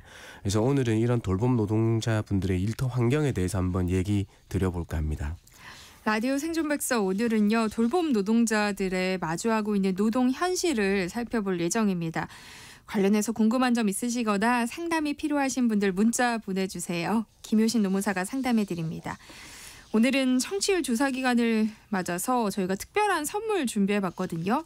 추첨을 통해서 사회생활에 지친 여러분들에게 힘이 될 수 있는 홍삼 세트 보내드릴 예정입니다. 많이 참여해주세요. 샵 9730번으로 문자 보내주시면 되는데요. 짧은 문자 50원, 긴 문자는 100원의 정보 이용료 부과됩니다. 콩 게시판을 통해서는 무료로 참여하실 수 있으니까요. 많은 참여 부탁드립니다. 이 돌봄 노동자들은 일반적이지 않은 근무 형태 때문에 호출 노동자라고 불리기도 한다고요. 네, 맞습니다. 통상적인 우리 근로자분들 경우에는 근로계약 체결할 때 구체적인 근로 제공 내용이 정해지죠. 이를테면 업무 내용이라든지 근로일, 근로시간, 근무 장소들 같은 것이 명확하게 정해집니다. 그런데 우리 돌봄 노동자 같은 경우에는요, 표준 근로계약을 체결할 때는 업무 내용은 정하게 돼 있습니다. 그런데 근로일이나 근로시간 근무 장소는 정해지지 않아요. 이게 이용자 가정과 매칭이 될 때 이 비로소 정해지는 거거든요. 그래서 이제 근로계약 체결할 때 이제 표준계약서를 보면 소정 근로시간이 없다는 점에서 그다음에 서로 조건이 맞으면 일하게 되는 그런 형태를 띠게 있어서 호출하게 되면 이제 노동을 제공한다는 점에서 호출 노동으로 불리우기도 합니다. 예외적인 일들이 많이 발생할 것 같은데요. 혹시 네. 계약서를 쓰고 뭐 대기하는 상황이 생길 수도 있는 거예요? 그렇죠. 바로 매칭이 되면 바로 일을 하실 수 있는 거지만은 계약서를 쓴 다음에 일정 이용자 가정이 나올 때까지 기다리셔야 되는 부분이 있어요. 아까 말씀드린 돌봄 노동자에는 이제 세 종류 정도로 크게 나눌 수 있는데요. 네. 아이돌보미를 기준으로 우리 계약서 체결하고 일하기 전까지도 이제 말씀을 드리면 첫 번째는 서비스 기관이 아이돌보미에게 이용 가정의 신청 조건을 공지하게 되어 있습니다. 그 공지받은 아이돌보미 선생님이 그 해당 가정하고 내가 가서 일할 수 있겠다는 근로 제공 의사를 밝히고요. 그러면은 서비스 기관이 그걸 받아서 적합한 아이돌보미를 해당 가정에 배정하는 형식으로 이제 노동을 제공하게 되겠습니다. 그래서 이때 뭐 근로 시간은 해당 이용 가정의 이제 신청 조건에 따라서 다를 수 있거든요. 하루에 3시간을 제공할 수도 있고 아니면 하루에 5시간 할 수도 있고 근로 일수도 달라지게 돼 있습니다. 그럼 계약을 체결하고 조건이 맞는 곳이 나타나면 지원을 하고 일하게 되는 구조라는 거잖아요. 네. 근데 이런 형태로 일을 하는 걸 근로자라고 볼 수 있는 건지 좀 궁금하네요. 여기에 대해서 이제 의문이 많이 있으세요. 우리는 전통적으로 구체적인 근로 제공 내용을 사전에 확정해야 되는 거 아니냐는 이제 그런 점들이 있는데요. 이런 돌봄 노동자들 같은 경우에는 근로계약 형태가 이제 근로자로 보이지 않는다는 점에서 이제 우리가 판례를 얘기하기는 이거는 뭐 근로시간 및 장소가 체결 시부터 확정적으로 정해지지 않고 특정 가정과 연계된 다음에 확정되는 것은 이 아이돌봄 지원법이라는 이 특정 관계법에 기인한 거지 이게 바로 원고들의 근로자성을 부인할 만한 근거가 보기는 어렵다는 점을 하나 들었고요. 그다음에 네.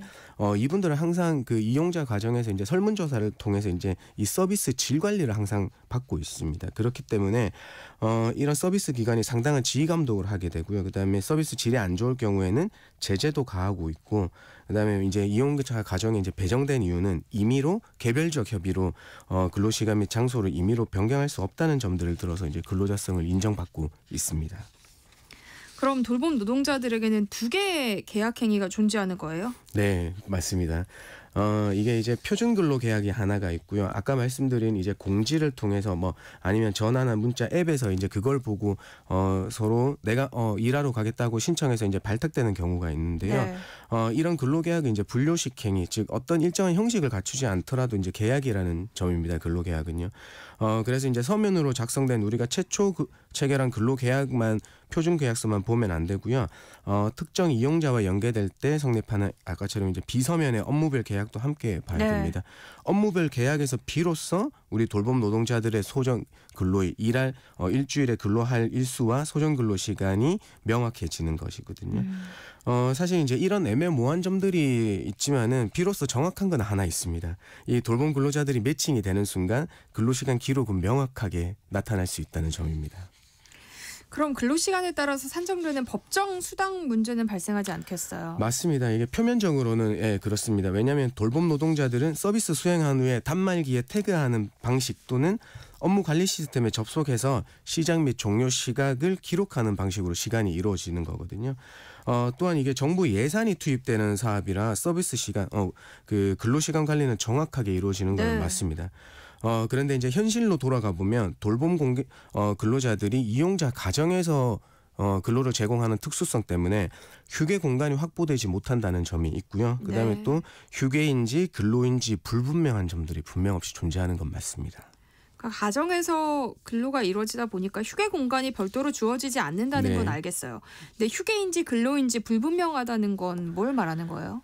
사실 이제 이를테면 시스템상에는 이제 30분 휴게하는 걸로 되어 있습니다. 이를테면 8시부터 1시까지 이제 근로를 제공한다고 하면 이용자 가정에서부터 시스템에 입력할 때 8시부터 11시까지 신청하고 그다음에 11시부터 30분, 11시 반까지는 휴게 시간으로 띄우고 11시 반부터 나머지 1시까지 신청하는 시스템이거든요.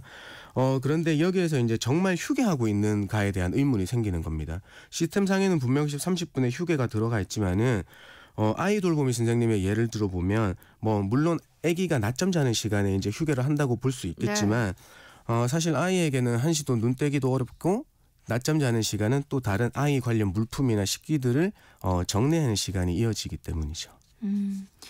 그럼 휴게 시간이 제대로 주어지지 않는 것에 대해서 수당을 청구할 수 있어요? 사실 할 수 있습니다. 이론상으로는요. 그런데 이것을 근로시간으로 보아서 임금 청구를 할 때 입증 문제가 남아 있습니다. 그 입증할 수 있는 증거물을 과연 뭘로 쓸 건지에 대해서는 녹록치 않죠. 예, 불분명한 점들이 많고요. 그래서 휴게시간 미부여에 대한 문제보다는 이제 휴일수당, 뭐 연차수당 등에 대해서 청구하는 사례들이 종종 나타나고 있습니다. 돌봄 노동 사업에서 나타나고 있는 문제들을 좀 더 살펴봤으면 좋겠어요. 총 중요한 3가지 문제점을 한번 짚어보고 싶습니다. 첫 번째는 이게 이용 과정과 매칭되지 않을 경우에는 근로관계가 자동 해지될 수 있는가의 문제거든요. 사실 모든 이제 표준 계약서를 보면 이용자 과정과 매칭되지 않는 게 30일이 지날 경우에는 퇴사하는 거, 자동 퇴사하는 걸로 이제 정해 놓는데요. 이때 이제 근로자에게 어떤 노동 제공의 하자나 기책이 없는데도, 그러니까 본인은 분명히 노동 제공의 의사가 있고 준비 태세가 갖춰져 있는데 어떤 사유에 의해서 매칭이 안 되는 것뿐인데 이걸 자동 해지로 볼 수 있냐의 문제가 있습니다. 두 번째는 이제 주 52시간제를 준수할 수 있는지 문제거든요. 그러니까 아이 돌보미 사업 같은 경우 예를 들면 이제 기관에서 52시간을 근무 금지시켜서 이제 지켜지고는 있는 거지만은 장애인 활동 지원 사업으로 넘어가면 이제 와상 환자 장애인이라고 해서 가정에서 계속 누워 계시는 분들이 있거든요. 이 경우 같은 경우에는 이제 입주해서 근로를 제공하게 되는데 이때 과연 52시간이 지켜질 수 있는가의 문제도 있습니다. 세 번째는 이제 각종 법정 수당이 이제 적법하게 지급되는지인데요.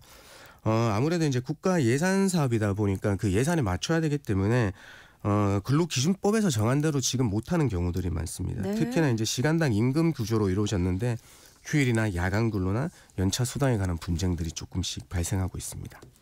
여기서 하나 궁금한 게 있는데요. 저희 아파트 단지에도 등하원 도우미 구하는 가정들이 많아요. 근데 이분들도 근로자에 해당이 되는 거예요? 요거는 이제 가정 내 일하실 분들을 직접 구하시는 경우에 해당되겠습니다. 이분들을 이제 가사 사용인이라고 하는데요. 근로기준법은 가사 사용인에 대해서는 적용되지 않습니다. 이거는 뭐 개인 사생활과 관련된 가정 일에 종사하기 때문에 국가가 뭐 그들의 근로 시간이나 이런 것들을 감독하기 어렵다고 해서 이제 적용해서 제외하고는 있습니다. 서울시가 외국인 돌보미 사업을 진행하면서 최저임금 논란이 불거지기도 했잖아요. 근데 가사 사용인은 혹시 최저임금 적용 예외 대상인 거예요? 이게 이제 개인적으로 모집해서, 그러니까 개별 가정에서 고용을 하실 경우에는 가사 사용인으로서 적용 대상이 되겠지만요. 기관을 통해서 서비스를 지원받게 되는 경우에는 이분들은 근로자에 해당되고 그러면은 근로기준법, 최저임금법, 4대 보험에 적용을 받게 되게 됐습니다. 그래서 이제 서울시도 결국에는 최저임금을 적용시켜줘서 이제 외국인 필리핀 아이 돌보미들을 데려오게 되는데요. 그래서 요거는 최저임금법이 개정되지 않는 이상 지급되어야 된다는 점 말씀드리겠습니다. 가사 근로자를 보호하기 위한 법이 있다고 들었거든요. 여기에는 어떤 내용이 담겨 있어요? 네, 이게 이제 가사 근로자분들이 근로기준법을 전면 제외하고 있으니까 노동 여건이 너무 열악하다는 점에서 이제 출발했는데요. 근데 이제 모든 가사 근로자분들이 적용받는 건 아니고 가사 서비스 제공 기관을 통해서 신청을 하고 그 업체에 소속된 근로자분들을 제공받을 때만 가사 근로자법이 적용되게 되어 있습니다. 그래서 법정 근로시간이 적용되고요. 다만 입주 가사 근로자 같은 경우에는 반대로 이제 법정 근로시간이 제외되게 되어 있다는 점이 특색입니다. 휴게 시간도 이와 반대로 입주 가사 근로자에게만 4시간에 30분, 8시간에 1시간 휴게가 적용이 되고 물론 휴게는 일시 부여도 되지만 분할 부여도 가능하도록 해놨습니다. 특별한 경우가 아닌 경우에는요. 최소 근로시간이 일주 15시간으로 정해야 되고 그럼으로써 4대 보험, 법정휴일, 연차휴가, 퇴직금 다 적용받도록 해주고 있습니다. 기관 소속의 가사 근로자들 같은 경우에는 주휴수당을 계산하는 방식이 일반 근로자와는 좀 다르다면서요? 맞습니다. 이게 근로계약서상 제공 대상 시간하고 정해놓은 제공 대상 시간하고 실제 일한 시간이 다를 수가 있죠. 그렇기 때문에 이분은 실제 일한 평균 근로시간 대비해서 비례해서 산정해 주도록 되어 있습니다. 그래서 그 주에 주간 주 평균 실제 근로 시간을 40시간으로 나누고 곱하기 8시간으로 한 비례 계산해서 적용해 주도록 되어 있습니다. 이게 왜냐하면 뭐 통상적인 근로자들 같은 경우에는 소정 근로 시간, 근로를 제공할 시간이 이제 고정적이잖아요. 근데 돌봄 노동자들랑 가사 노동자들 뭐 같은 경우에는 이들은 제공 시간이 들쑥날쑥할 수 있다. 네, 그렇기 때문에 평균 근로 시간을 대입하는 게 맞다. 그다음에 요 점은 우리가 이제 최근에 발생하고 있는 이제 알바생들이 있잖아요. 그 우리가 가게 같은 데서 이제 알바생들을 고용하겠는데 원래는 뭐 하루에 5시간씩 근무하기도 했지만 너무 들쑥날쑥한 경우들이 많아요. 이때에도 적용될 수 있다고 생각합니다. 네. 우리 사회에서 이른바 갑질 문제가 또 심심치 않게 발생하는데요. 돌봄 노동자들을 보호할 수 있는 법도 있어요. 맞습니다. 이제 요분들도 사실 감정 노동자의 부류에 속하게 됐습니다. 그래서 산업안전보건법에서 규정하고 있는데요. 이게 이제 18년 10월 18일부터 시행되어 오고 있습니다. 이제 고객 응대 근로자의 업무와 관련해서 고객이나 제3자의 폭언 등에 노출되어 있는 우려가 있는 모든 근로자에 대해서 사업적 보호 의무를 규정해 놓는데요. 이 보호 의무로는 뭐 건강 장애 배방 조치, 업무 일시적 중단이나 전환, 휴게 시간의 연장 등 건강 재해 발생 시 보호 조치와 고객 폭력 등을 당한 근로자의 조치 요구를 이유고 불리한 처우를 해서는 안 된다고 규정하고 있고, 그다음에 뭐 건강 장애 치료 및 상담을 지원해야 되고 고소 고발 손해배상 청구 등에 있어서 필요한 지원 등을 정해놓고 있기는 합니다. 그런데 사실 현실에서는 뭐 대표나 윗사람에게 어려움을 토로하면 좀 더 참아봐라 이렇게 권유하는 경우가 많잖아요. 맞습니다. 근데 계속 참을 수는 없는 거잖아요. 네, 맞습니다. 근데 이런 경우를 이제 대비해서 사실 이 보호 조치를 이제 미행했을 때 과태료를 부과해 놓는 조항을 두고 있습니다. 네. 이제 보호 조치 미행하면 1,000만 원 이하 과태료가 부과되고요. 또 그 사실을 알린 고객 응대 근로자에게 불이익한 처우, 그러니까 회사를 해고를 한다거나 이런 불리한 처우를 했을 때는 1년 이하 징역 또는 1,000만 원 이하 벌금형을 처하도록 이제 규정해 놓고 있어서 이제 실효적 조치를 좀 당부드리겠습니다. 돌봄 노동자나 고객 응대 근로자를 괴롭힌 그 고객도 처벌할 수는 없나요? 사실 아직까지 우리가 이제 뭐 근로기준법도 그렇지만 가해자에 대한 처벌과 관련된 이제 규정은 없거든요. 특히나 네. 이제 직장 내 괴롭힘 같은 경우에도 동료 근로자들에 대해서 괴롭힘에 대한 가해자는 징계로서 이제 할 수는 있는 거지만 특히나 제3자나 고객에 대해서는 어떻게 할 수 있는 조치가 없습니다. 그래서 형법이나 이제 다른 법률에 다툴 수밖에 없다라는 점 말씀드립니다. 고객 응대 근로자들이 고객의 폭언으로 스트레스 받는 경우도 많다고 들었어요. 네. 이럴 경우에 산재로 인정받을 수는 있어요. 네, 맞습니다. 우리가 이제 고객의 이용객을 대상으로 업무 수행을 하는 이분 고객 응대 근로자분들이 이제 이런 정신적 충격으로 인해서 다른 뭐 적응 장애나 우울증, 외상 후 스트레스 장애들이 발생할 수 있다고 하면 그 산재 인정 기준을 마련해 두고 있습니다. 이 마련에 두 가지 있는데요. 이게 정신적 충격을 유발할 수 있는 사건에 의해 발생한 외상 후 스트레스 장애가 있어야 되고요. 그다음에 뭐 정신적 충격을 유발한 사건 또는 이와 관련된 스트레스로 인해 발생한 적응 장애 및 우울병 에피소드를 정해놓고 있는데요. 사실 이제 인정률이 그다지 높지 않다라는 점이 조금 아쉽습니다. 그렇다는 네, 말씀이시죠? 맞습니다. 네, 직장인을 위한 라디오 생존백서, 오늘은 돌봄이나 고객 응대 노동자들이 제대로 보호받고 있는지 이야기 나눠봤는데요. 관련해서 궁금한 점 있으시거나 상담이 필요하신 분들 문자 보내주시기 바랍니다. 김효신 노무사가 상담해 드릴게요. 노래 한 곡 듣고 오죠. 장범준의 흔들리는 꽃들 속에서 내 샴푸 향이 느껴진 거야. 네, 여러분들이 보내주신 문자 살펴보겠습니다. 8024님, 제가 아는 요양보호사분은 집안 청소는 기본에 딸에게 줄 김치까지 담가달라고 한다네요. 봉사정신이 꼭 필요한 일이지만 자존심이 상해서 그만두신다고 하던데요. 이런 건 어떻게 못하겠죠 하셨어요. 네, 그 요양보호사 분들이나 이런 분은 이제 건강보험공단에서 관리하고 있는데요. 특히나 이제 이용자 가정에서 이런 것들 요구하지 말라고 딱 정해넣어서 고지하고 있습니다. 네.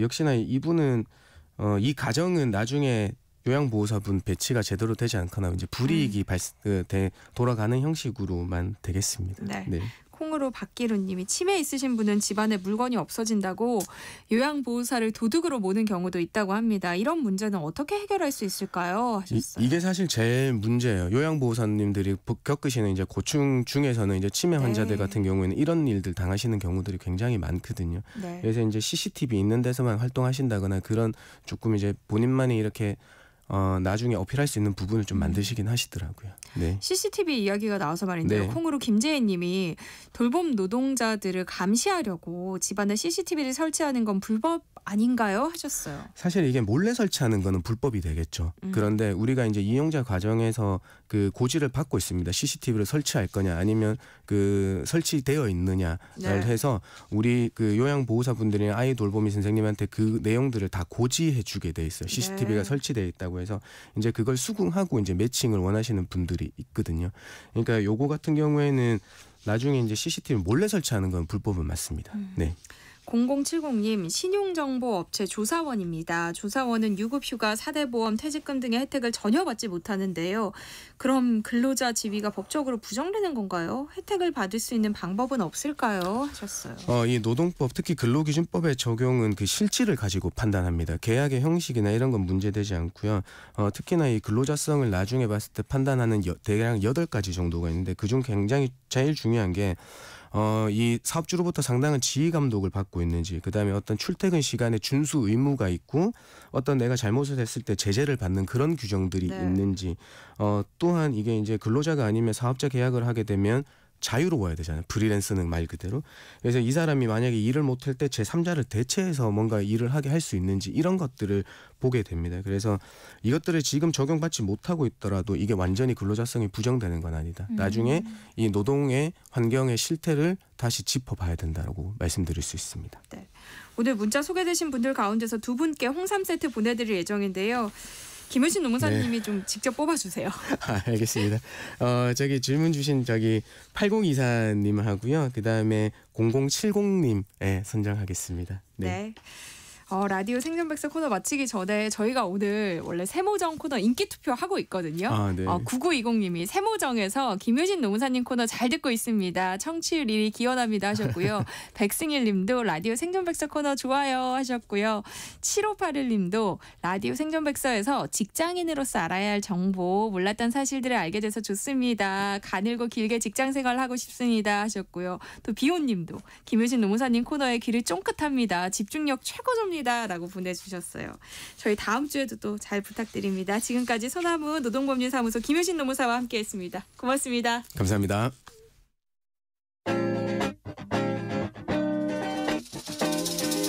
세상의 모든 정보를 당신의 귓거로 특급 배송해드립니다. 세상의 모든 정보.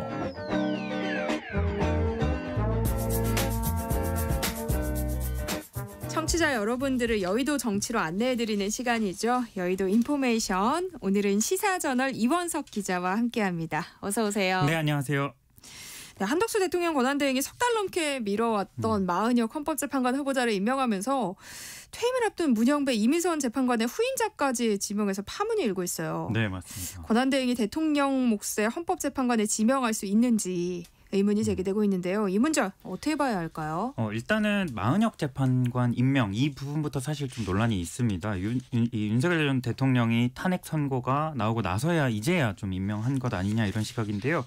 이미 지난 2월 27일에 최상목 부총리 당시 대통령 권한대행이 이 마 후보자 임명하지 않았던 것에 대해서 헌법재판소가 위헌 판단을 내렸고 최상목 부총리 물론 또 한덕수 대행도 3월 24일에 본인에 대한 이제 탄핵이 기각돼서 직에 복귀한 이후로도 최근까지 임명을 하지 않아 왔습니다. 네. 돌이켜보면 뭐 그때 마은혁 재판관 임명했더라도 뭐 평에 참여하기나 이러기는 좀 늦었을 시점이긴 한데 어쨌든 여야 모두 이제 결론이 늦어지다 보니까 임명해야 된다. 마은혁 재판관 임명해라 이렇게 목소리가 많이 나왔는데 한덕수 대행이 지금까지 미뤄왔던 점이 있고요.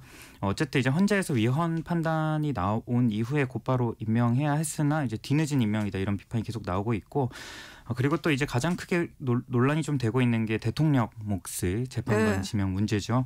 오는 18일에 퇴임하는 문영배 이미선 재판관이 이 문재인 전 대통령이 추천을 했던 재판관이었습니다. 그래서 이 두 사람이 나가는 자리에 이완규 법제처장 그리고 함상훈 서울고법 부장판사를 지명을 한 건데요.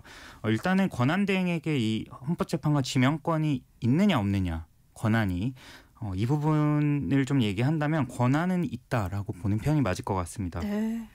일단은 헌법에서는 이 대통령 권한 대행의 권한에 대해서 범위를 따로 정하고 있지는 않고요. 이 또 그 명칭 그대로 권한 대행 대통령의 모든 권한을 좀 대행하는, 즉 모든 권한을 갖고 있다, 이렇게는 볼 수 있을 것 같습니다. 거기에는 좀 이론이 없고, 그런데 이 권한을 실제 행사할 수 있는 범위에 대해서는 조금 다른 해석의 여지가 있는 것 같습니다.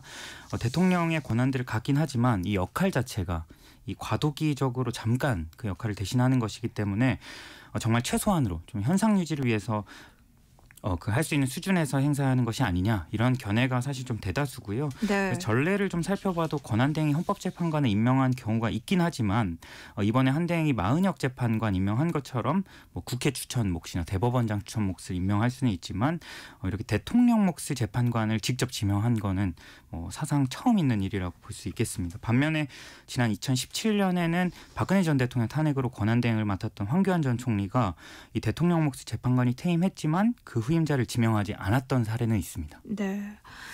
특히 헌법재판관 후보자로 지명된 이완규 법제처장은 12.3 비상계엄 사태와 관련해서 피의자 조사를 받은 것으로 알려졌어요. 네, 맞습니다. 한덕수 대통령 권한대행이 왜 이런 정치적 부담을 자처한 걸까 궁금해요. 예, 일단 이완규 처장은 윤석열 대통령의 40년 지기이기도 하고요. 굉장히 좀 사이가 가까운 인사로 알려져 있고, 또 이완규 처장이 그 계엄 관련해서 좀 조사를 지금 경찰에 입건돼서 조사를 받았는데, 비상계엄 선포 다음 날에 삼청동 안가에서 있었던 이른바 안가 회동에 참석을 했었거든요. 당시 이 처장을 비롯해서 김주현 민정수석, 또 박성재 법무부 장관, 그리고 이상민 전 행안부 장관이 참석을 했는데, 이 직후에 또 이완규 처장을 비롯해서 참석자들이 휴대전화를 교체하기도 했어요. 네. 그래서 상당히 좀 의혹이 좀 짙은 그런 부분이 있는데, 현재 이 처장은 이 부분에 대해서 좀 입건돼서 조사를 받고 있고, 또 한대행이 그래서 왜 이런 좀 부담을 무릅쓰고 지명을 강행했느냐, 일단 본인이 설명한 부분이 있는데요. 경제부총리에 대한 탄핵안이 언제든 국회 본회의에서 의결될 수 있는 상태로 국회 법사위에 계류 중이라는 점, 또한 경찰청장 탄핵 심판 역시 아직도 진행 중이라는 점 등을 고려했다. 이런 상황에서 또다시 헌재 결원 사태가 반복되어 현재 결정이 지연될 경우 대선 관리, 필수 추경 준비, 통상 현안 대응 등의 심대한 차질이 불가피하며 국론 분열도 다시 격화될 우려가 크다고 판단했다. 이렇게 한덕수 대행이 밝혔는데, 그러나 이제 사실 마은혁 재판관을 임명하고 나면 재판관이 7명이에요. 이 2명을 지명하지 않더라도. 그렇기 때문에 이 헌재 심리나 좀 선고가 이어질 수 있기 때문에 좀 설득력이 떨어진다, 이런 지적이 있고요. 그래서 또 이런 부분보다는 실제로는 헌법재판관 임기가 6년인데 상당히 길죠. 또 최근에 윤석열 전 대통령 탄핵까지 되면서 이 보수 진영 내에서는 좀 헌재 내의 지형에 대한 좀 불만이 있습니다. 즉 이제 진보 진영 재판관이 너무 많아서 지금의 상황이 좀 벌어진 거 아니냐, 뭐 이런 목소리들이 있기 때문에 한대행 역시 좀 정권 교체가 이뤄질 수도 있다, 이런 상황을 좀 염두에 두고 이런 인사권을 지명한 거 아니냐, 이런 해석이 나오고 있습니다. 네, 우원식 국회의장은 인사청문회 요청을 접수받지 않겠다면서 국회가 할 수 있는 모든 조치를 다 하겠다, 이런 입장을 밝혔어요. 어떤 조치가 가능할까요? 일단 우원식 의장이 어제 입장문을 통해서 한덕수 대행을 비판했는데요. 헌법재판관 지명을 통한 헌법기관 구성권은 대통령 고유 권한으로, 대통령 거리 상태란 특수한 상황에서 권한대행이 국민이 직접 선출한 대통령에 부여된 고유 권한을 행사하려고 되는 것은 용납할 수 없다, 이렇게 의장이 지적을 했습니다. 그러면서 인사청문회 요청을 접수하지 않겠다라고 했는데요. 일단 이 헌법재판관 후보자는 국회에서 인사청문회를 거치게 돼 있고요. 인사청문회법에 따르면 인사청문 요청안이 제출된 날로부터 20일 안에 인사청문회를 마쳐야 한다, 이렇게 규정을 하고 있는데요. 이 규정대로면 사실 우 의장이 요청서를 접수하지 않았다고 해도 기준이 사실 그 접수와 상관없이 요청서가 보내진 시점으로 따지거든요. 그래서 큰 소용은 좀 없어 보이는 부분은 있고요. 법에서는 20일 안에 청문회가 열리지 않으면 대통령이 10일 이내의 기간을 정해서 인사청문 경과보고서를 보내달라 재요청할 수 있고, 국회가 이에 응하지 않더라도 시간이 지나가면 좀 임명을 할 수가 있게 돼 있습니다. 그 외에 좀 다른 조치라고 한다면 본인이 언급을 한 대로 계속 좀 고민을 하고 있는 것으로 전해지고 있는데, 권한쟁의 심판 혹은 효력정지 가처분 신청을 우 의장이 또 마은혁 재판관 문제 때도 직접 했었는데, 그런 좀 방안이 있겠는데 이 부분을 또 민주당에서 현재 진행을 하고 있는 상황입니다. 그러니까 민주당이 권한쟁의 심판과 효력정지 가처분 신청 검토하겠다는 입장인데, 민주당이 한덕수 권한대행에 대한 재탄핵을 추진할 가능성도 있을까요? 네, 실제로 민주당 내 일각에서 좀 얘기가 나오는 것 같습니다. 이 마은혁 재판관 후보자도 좀 뒤늦게 임명을 했고 또 뭐 이번에 문제도 일종의 월권이라는 취지로 대통령 몫의 재판관 지명 이 부분 또한 재탄핵 사유가 될 수 있다. 좀 이렇게 보는 내부의 시각들이 있는 건데요. 네. 다만 이제 대선 전국이기 때문에 이 줄탄핵이 좀 논란이 됐잖아요. 민주당의 줄탄핵. 그래서 연쇄 탄핵 뭐 이런 부분에 대한 반감 뭐 이런 부분이 좀 여론에 영향을 미칠 수 있기 때문에 좀 신중한 측면이 있고요. 또 이 탄핵이 또 대선 전에 기각돼서 돌아오면 또 그것도 또 굉장히 정치적 부담이기 때문에 상당히 좀 신중한 태도입니다. 반면에 좀 민주당 인사들과 얘기를 나눠보면 한대를 좀 용서하기가 어렵다. 첫 번째 뭐 탄핵 소추 때보다도 사유가 훨씬 중하고 또 파면 사유가 충분하다. 또 그리고 내란 종식을 위해서도 좀 한대행을 그대로 남겨두기가 어렵다. 이런 목소리들을 좀 내더라고요. 그래서 앞으로 재탄핵 가능성이 아예 없다라고 보기도 좀 어려울 것 같습니다. 네, 이런 가운데 국민의힘 내부에서는 한덕수 권한대행 차출론이 거론되고 있어요. 뭐 한 권한대행은 대선 출마 가능성을 일축하긴 했었는데 근데 어제 국무회의 직후에 윤상현 의원과 만난 사실이 알려지면서 또 여러 해석이 나오고 있죠. 네, 한쪽에서는 비판을 상당히 받고 있는데 또 그 여권 내에서는 한덕수 대행을 좀 대선 주자로 좀 이렇게 옹립하려는 그런 움직임이 있는 건데요. 당내 일부 의원들이 좀 얘기를 하고 있고요. 그 중에서도 이제 윤상현 의원이 가장 적극적으로 좀 나서고 있습니다. 어제 윤상현 의원이 정부 서울청사에 직접 찾아가서 한대행을 만났고 대선 출마를 설득했다고 하는데 한대행은 윤 의원에게 전혀 생각해 본 적이 없다. 이런 취지로 일단 답은 했다고 전해지는데요. 그럼에도 좀 해석은 여러 가지 나오고 있습니다. 뭐 그 대선에 디귿자도 꺼내지 말라. 뭐 생각해 본 적이 없다. 이런 얘기를 했다고 하는데 일단 뭐 대부분의 정치권 인사들이 출마설이 나오면 대부분 일단 부인을 하고요. 특히 또 공직자들은 조심스러울 수밖에 없고 당장에 이제 김문수 고용노동부 장관도 장관직에 있을 때는 출마 가능성을 부인했지만 사퇴를 하고 이제 출마 선언도 또 가졌죠. 네. 이제 가장 중요한 건 이제 주변 사람들이 또 이렇게 지금처럼 부추기다 보면 당사자가 마음을 바꿀 가능성도 있고 뭐 여러 변수가 있기 때문에 여지는 뭐 아직 열려 있다 이런 얘기가 좀 국민의힘 내에서 나오고 있고요. 특히 좀 한대행이 이 대통령 몫의 재판관을 지명한 것도 뭐 결국엔 좀 그런 대선 출마를 고려한 거 아니냐 뭐 이런 시각도 있습니다. 일부 시각인데요. 지지자들에게 좀 존재감을 드러내고 어필하기 위함 아니냐 이런 좀 의심 섞인 눈초리도 있습니다. 네, 윤석열 전 대통령 파면으로 치러지는 21대 대통령 선거일이 오는 6월 3일로 확정됐습니다. 대선 일정은 어떻게 진행되는 거예요? 대통령 거리로 인한 선거는 이제 실시 사유가 확정된 때로부터 60일 이내에 딱 실시하도록 돼 있습니다. 그래서 윤석열 전 대통령이 파면된 4월 4일로부터 딱 60일째 되는 날이 6월 3일이고요. 그래서 대선일이 그날로 확정이 됐고 이날이 임시 공휴일로 지정이 됐습니다. 그리고 원래 이날에 6월 수능 모의평가 시행이 예정돼 있었는데 하루 늦춰져서 6월 4일에 치러지게 됐고요. 일정을 좀 살펴보면 우선 각 당이 당내 경선을 실시해서 본선에 나설 후보를 확정하게 되고요.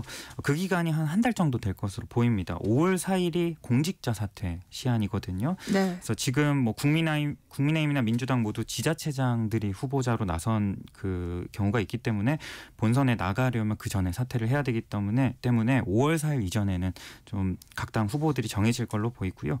후보자 등록은 5월 11일부터 11일까지, 선거운동은 5월 12일부터 선거일 전날까지인 6월 2일까지 22일간 치러지게 됩니다. 아울러 5월 20일부터 25일까지 재외투표 실시되고 5월 26일부터 29일까지는 산상투표, 또 5월 29일부터 30일까지 이틀간은 사전투표가 실시되게 됩니다. 이렇게 보면 사실상 이제 투표가 이루어지기까지 한 40일 정도밖에 시간이 남지 않았다, 이렇게 볼 수도 있겠습니다. 민주당 이재명 대표가 오늘 대표직에서 물러났죠. 공식 출마 선언은 내일 이루어질 것으로 보이는데요. 어떤 메시지가 나올 것으로 보세요? 일단 뭐 출마 선언은 조금 늦어질 수도 있고 또 이르면 내일이다, 이렇게 조금 전망이 나오고 있고요. 출마 선언문에 뭐 여러 메시지 담기겠지만 일단은 이재명 대표가 강조해왔던 민생 우선 기조, 또 실용주의 성장론 뭐 이런 부분이 담길 것이다, 이렇게 좀 당내에서 설명이 나오고 있습니다. 그리고 내란 종식에 대한 의지 뭐 이런 부분들을 담을 것이다, 뭐 이렇게 보이고요. 좀 실용주의적인 그런 부분을 부각하기 위해서 정책 문답 형태의 출마 선언도 검토하고 있다, 이런 얘기도 나옵니다.